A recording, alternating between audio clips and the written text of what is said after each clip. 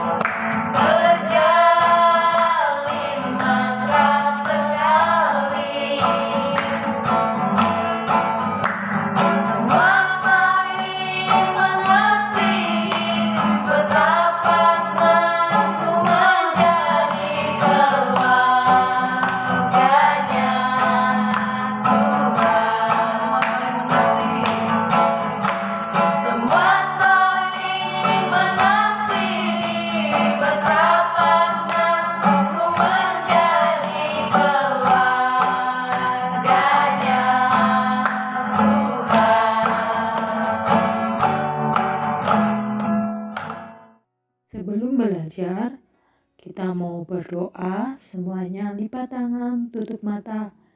Kita berdoa. Terima kasih Tuhan untuk berkat-Mu hari ini. Kami mau belajar, berkati setiap kami, pimpin setiap kami, biarlah kami dapat belajar dengan baik.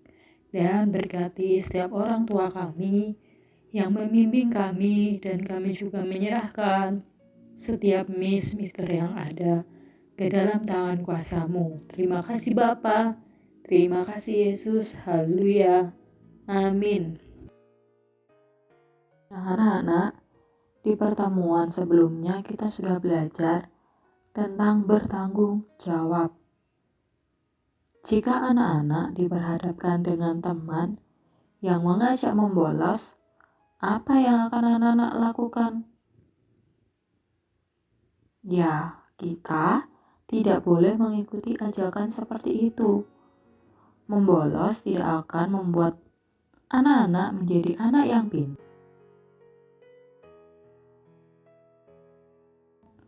Membolos hanya akan membuat orang tua anak-anak kecewa dan sedih. Selanjutnya, ketika anak-anak diperhadapkan teman yang mengajak menyontek saat ujian atau tes, apa yang akan anak-anak lakukan? Ya, kita harus menolaknya. Karena menyontek itu adalah hal yang tidak baik. Kita belajar dari Tuhan Yesus. Tuhan Yesus menjadi anak yang pintar bukan dengan menyontek. Jadi tugas anak-anak adalah belajar dengan tekun dan membanggakan kedua orang tua anak-anak. Anak-anak harus dapat bertanggung jawab dengan tugas untuk belajar. Yuk anak-anak, kita mau lihat cerita Alkitab berikut ini. Halo adik-adik, hari ini kita mau belajar tentang kisah anak-anak Imam Eli. Apakah adik-adik pernah mendengar cerita tentang anak-anak Imam Eli? Adakah yang tahu siapa aja yang nama anak-anak Imam Eli?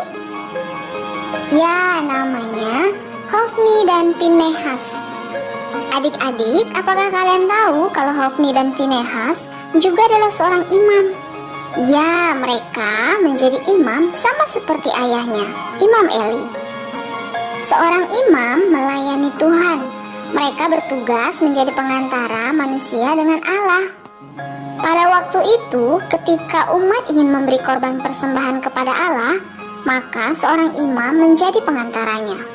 Nah, Hofni dan Pinehas sebagai seorang imam seharusnya menjadi teladan dalam menaati perintah Allah. Tapi ternyata mereka berdua berbuat jahat di hadapan Allah. Apa ya yang mereka lakukan? Mereka tidak taat dan tidak hormat kepada Allah. Hofni dan Pinehas menggunakan kedudukannya untuk kepentingan diri mereka sendiri. Ketika ada umat yang ingin memberikan persembahan korban kepada Allah, mereka mengambil daging korban sembelihan yang seharusnya diberikan kepada Allah, tetapi mereka ambil untuk diri mereka sendiri. Mereka memandang rendah korban persembahan yang dibawa umat kepada Allah. Mereka juga memaksa dengan kekerasan hanya untuk mengambil dan menyenangkan diri mereka. Oleh sebab itu, perbuatan Hofni dan Pinehas sangat berdosa di hadapan Allah. Adik-adik, kalian tahu? Pada waktu itu, Hofni dan Pinehas berpikir bahwa tidak ada yang melihat perbuatan mereka. Bahkan ayah mereka pun tidak marah, sehingga mereka tetap melakukan kejahatan di hadapan Allah. Kalau begitu, apa yang dilakukan Imam Eli sebagai ayah mereka? Nah, sebenarnya Imam Eli sudah menegur dan menasehati kedua anaknya. Karena Imam Eli tahu bahwa perbuatan anak-anaknya sangat salah dan berdosa di hadapan Allah. Tapi, kedua anak itu tidak mendengarkan teguran dan nasihat ayahnya. Mereka tidak taat kepada Imam Eli. Tuhan melihat semua perbuatan mereka, perbuatan Hofni dan Pinehas. Karena mereka tidak mau taat dan melakukan kejahatan, Tuhan pun menghukum mereka. Jadi, kita tidak boleh mengikuti perbuatan anak-anak Imam Eli. Kita harus menjadi anak-anak yang bertanggung jawab. Bertanggung jawab adalah sikap terpuji. Bertanggung jawab juga adalah karakter budaya bangsa kita, yaitu bangsa Indonesia. Manfaat sikap bertanggung jawab sangat banyak. Dengan menjadi anak yang bertanggung jawab dalam keluarga, anak-anak telah 1. Melakukan kehendak Tuhan, 2. Membahagiakan orang tua, 3. Menjadi teladan bagi kakak, adik, dan anggota keluarga yang lain, 4. Menyenangkan hati Tuhan, 5. Bertumbuh menjadi anak yang lebih baik dan berguna, 6. Menjadi anak yang dapat diandalkan dan dipercaya. Nah, anak-anak, jadi anak-anak harus membiasakan untuk memiliki sikap bertanggung jawab mulai dari sekarang.